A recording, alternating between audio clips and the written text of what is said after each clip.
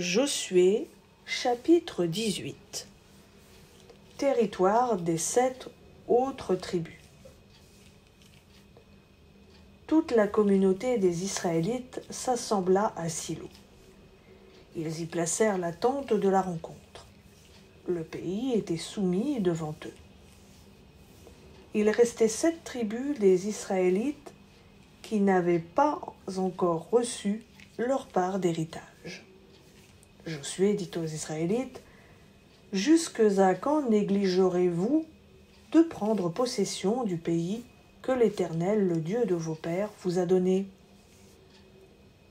Choisissez-vous 3 hommes par tribu, et je les enverrai en mission.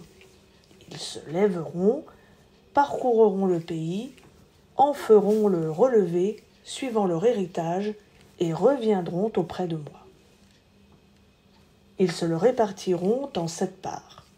Juda restera dans ses frontières au sud, et la maison de Joseph restera dans ses frontières au nord. Vous donc, vous ferez le relevé du pays en 7 parties, et vous me l'apporterez ici. Je jetterai pour vous le sort ici même devant l'Éternel notre Dieu.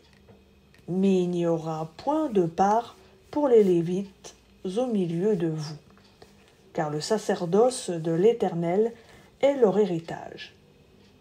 Et Gad, Ruben et la demi-tribu de Manassé ont pris en Transjordanie à l'est leur héritage que Moïse, serviteur de l'Éternel, leur a donné. Ces hommes se levèrent et partirent. Josué avait donné cet ordre à ceux qui allaient faire le relevé du pays. « Allez, parcourez le pays, faites-en le relevé, et revenez auprès de moi. Puis je jetterai pour vous le sort devant l'Éternel à Silo. » Ces hommes partirent, traversèrent le pays, et firent sur un document le relevé en 7 parties, selon les villes. Ils revinrent auprès de Josué dans le camp à Silo. Josué jeta pour eux le sort à Silo devant l'Éternel, et il y fit le partage du pays entre les Israélites d'après leur répartition. Benjamin. Le lot de la tribu des fils de Benjamin fut tiré selon leur clan, et la frontière de leur lot se trouvait entre les fils de Juda et les fils de Joseph. Du côté du nord, leur frontière partait du Jourdain. Elle montait au flanc de Jéricho, au nord, s'élevait dans la montagne vers l'ouest pour déboucher sur le désert de Beth-Aven. La frontière passait de là par Luz, au flanc de Luz, qui est Bethel, au sud. Et elle descendait à Ataroth-Adar, par-dessus la montagne qui est au sud de Beth-Horon, la basse. Du côté occidental, la frontière s'incurvait et tournait du côté de la mer vers le sud, depuis la montagne qui est vis-à-vis de Beth-Horon, au sud, et débouchait sur Kiriath-Baal, qui est Kiriath-Yearim, ville des fils de Juda. Tel est le côté occidental. Le côté méridional commençait à l'extrémité de Kiriath-Yearim. La frontière aboutissait à l'ouest, elle aboutissait à la source des eaux de Nephtoa.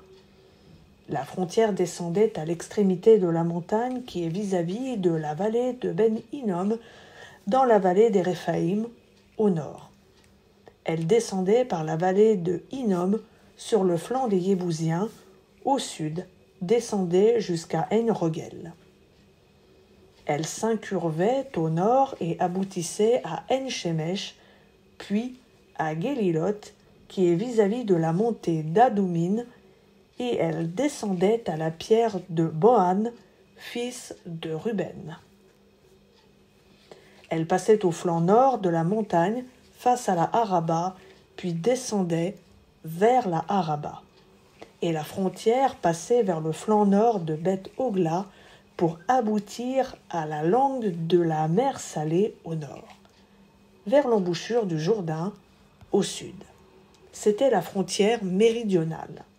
Du côté oriental, le Jourdain formait la frontière. Tel fut l'héritage des fils de Benjamin, selon leur clan, avec ses frontières de tous les côtés.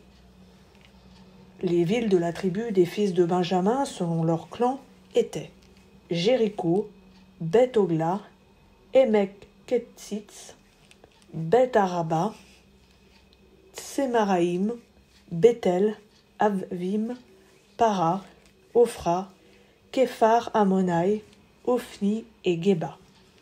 12 villes et leurs villages.